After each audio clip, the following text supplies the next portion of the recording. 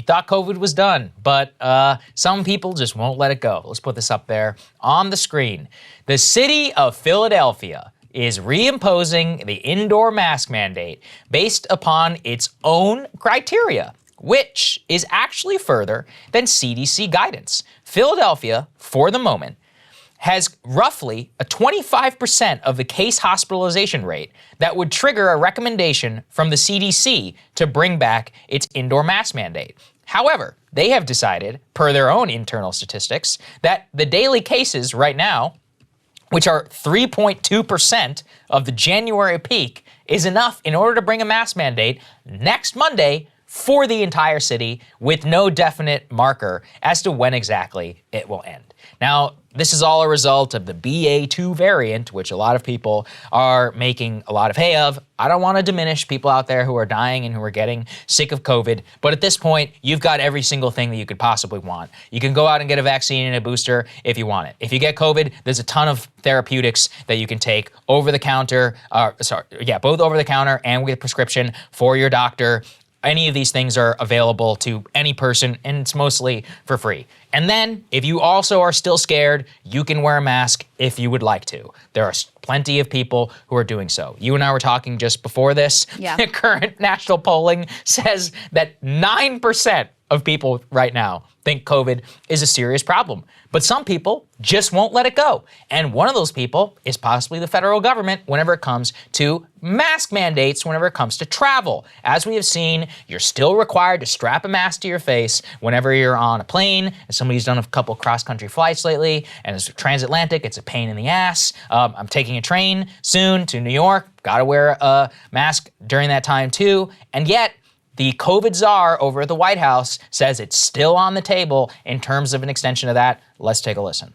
As you know, the mask mandate for public transportation, airplanes, airports, trains, and the like, that is set to expire next week. Do you still support that, or do you think that perhaps the mask mandate should be extended for public transportation in light of these rising cases? Yeah, this is a really good question. This is a decision that the CDC director, Dr. Walensky, is going to make. I know the CDC is working on developing a scientific framework for how to answer that. We're going to see that framework come out, I think, in the next few days. And based on that, we're going to want to be guided by this decision. You know, throughout the entire pandemic, we've wanted to make decisions based on the evidence and science. And that is what I expect we'll do again this week. Well, let me just ask you, Dr. Jha, does that mean that extending the mask mandate in public transportation is a live option? It's on the table? Yeah, I look, this is a CDC decision, and I think it is absolutely on the table. And Dr. Walensky is going to make her decision based on the framework that the CDC scientists create, and we'll make a decision collectively based on that. What about schools? How do these schools determine whether or not to have kids get back in masks? I know in the Northeast, we're seeing the cases go up. We're seeing a lot of kids certainly suddenly turning up with COVID. Do mask mandates or mask advisories need to come back in schools? Yeah, so, you know, CDC, and again, you know, CDC has created a framework that I actually really like, and I've been very supportive of it well before I came into this role, which basically looks at each community and assesses risk based on infections, based on hospitalizations, hospital capacity. And one of the points that the CDC made was that schools should not be treated differently than the rest of the community. And so if there are mask mandates in the rest of the community, schools should have them. If they're not, they shouldn't be. That's what we should be doing. So people can go to the CDC, look up where the community risk is, and that's how we should be deciding what's happening in schools. These standards are all fake. These frameworks, all this BS, okay? There's no reason why that you can wear a mask in Union Station or not have to wear one there and then have to wear one whenever you're on the Amtrak train. It's all theater. Let's all just accept that. If you're scared, fine, wear one. Go ahead, be our guest. But right now, only 23% of the American people are still wearing masks at some point. It doesn't make any sense, Krystal. And this is going to be the hill on which Democrats will die if they want to go down this road. Let's put this up there from the Wall Street Journal, which specifically looks at the quote-unquote long COVID effect on the GOP's new coalition, and specifically points to school parents who are still pissed off a year or so later about school reopenings and the overall political wins through which you can see that a lot of people who were sympathetic and more upper middle class than others were to the Democratic Party moving away very much behind the Glenn Youngkin message. Not just that, but also inflation as well. And the number one indicator sign I saw is that the Democratic candidate for governor in Pennsylvania decried the Philadelphia mask mandate. Yeah, so that's why I guess I see the new political impacts of this. Let's wait and see if they actually change policies. I mean, this guy was basically like filibustering on the Today Show. Yeah, so we'll right. see if they actually do anything, and I'm not going to get exercised about it until they actually do. A recent Gallup poll says that 3% of Americans say that COVID is the top problem facing the country.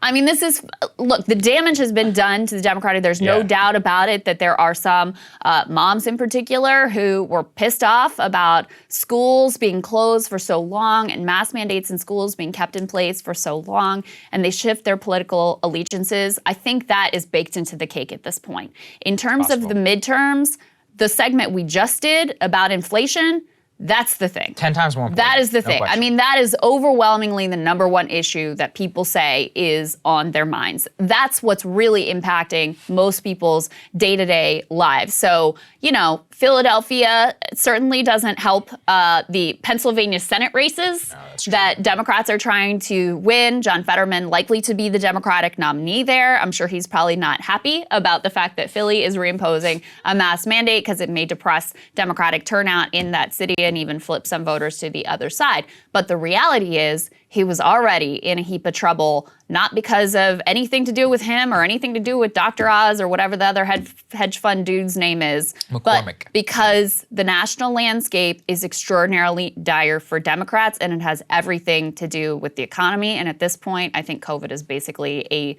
sideshow. Yeah, it's a sideshow, but it could hurt, right? It could hurt a little bit. On the more. margins. Yeah, on the margins. I mean, And like I think I said, that's why it's hurt. I think that cake is already baked. It's possible. For the moms who got pissed off enough to, and I'm always, like, I also haven't seen, I've seen a lot of anecdotes about moms who were hardcore Democrats and then switched to Republicans. I haven't seen a lot of data that backs up that that's a large-scale trend. I don't doubt it. I'm just saying I have seen more anecdotes than I have seen hard data about that. That's already done.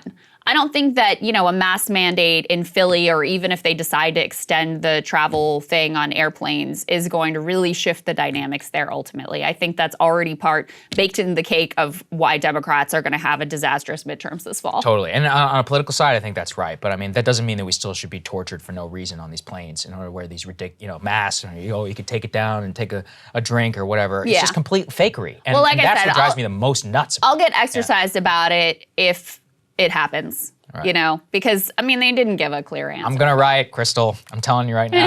Also, I can't take it anymore. I mean, also, I think the school thing for most people is a much bigger deal than airplanes, because most Americans aren't flying around too much. Very true. Cable news is ripping us apart, dividing the country, making it impossible to function as a society, and making it impossible to know just what is true and what is false. But the good news is they are failing and they know it. That is why we're building something new, a new mainstream, a healthier one, something more trustworthy, something that we are going to need in one of the most pivotal times in American history. We are building up here for the midterms, for the upcoming presidential election, but we need your help. So if you can help us out by becoming a premium member today at breakingpoints.com, we're trying to change America for the better and the entire world. So what are you waiting for, guys? Go to breakingpoints.com and sign up and help us build a new mainstream.